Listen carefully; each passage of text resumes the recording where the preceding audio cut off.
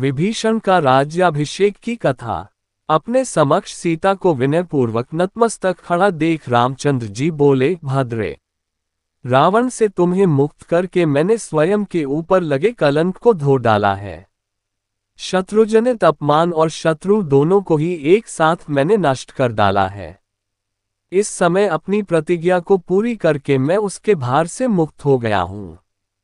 युद्ध का यन परिश्रम मैंने तुम्हें पाने के लिए नहीं किया है, बल्कि वह केवल सदाचार की रक्षा और फैले हुए अपवाद का निराकरण करने के लिए किया गया है। तुम्हारे चरित्र में संदेह का अवसर उपस्थित है, इसलिए आज तुम मुझे अत्यंत अप्रिय जान पड़ रही हो।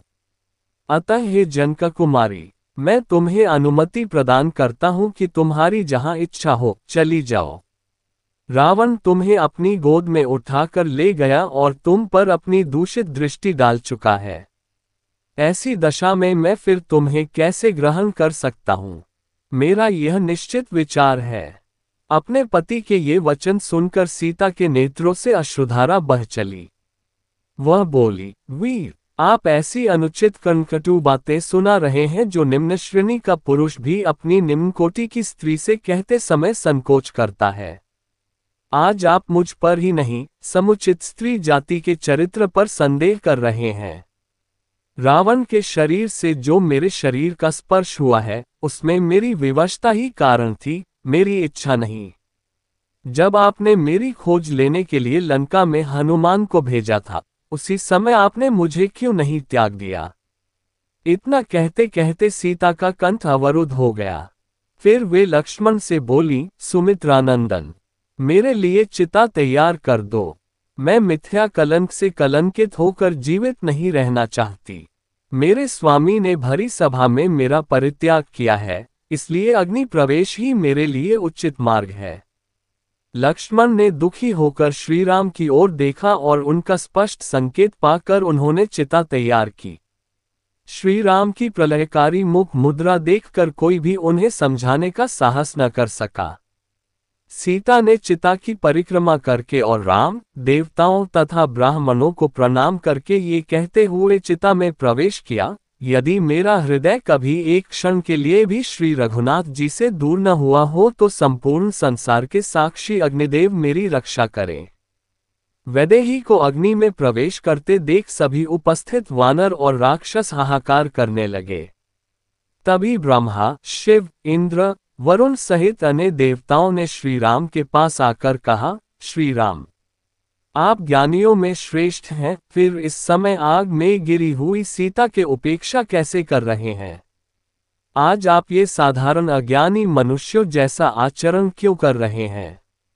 इसी समय मूर्तिमान अग्निदेव वैदेही सीता को चिता में से लेकर उठ खड़े हुए। उस समय सीता जी प्रातःकालीन सूर्य की भांति कांतियुक्त प्रतीत हो रही थीं। अग्नि ने रघुनाथ जी को सीता को सौंपते हुए कहा, श्री राम, आपकी पत्नी सीता परम पतिव्रता है। इसमें कोई पाप या दोष नहीं है, इसे स्वीकार करें। अग्निदेव के वचन सुनकर श्रीराम ने प्रसन्नतापूर्वक सीता को स्वीकार करते हुए कहा, मैं जानता हूं सीता बिल्कुल पवित्र है।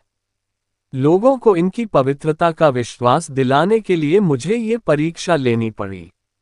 आप सब लोग मेरे हितैषी हैं, इसीलिए कष्ट उठाकर इस समय यहां पधारे हैं। राम के वचन सुनकर महादेव जी बोले, श्री राम, दुष्ट दलन का कार्य संपन्न हुआ।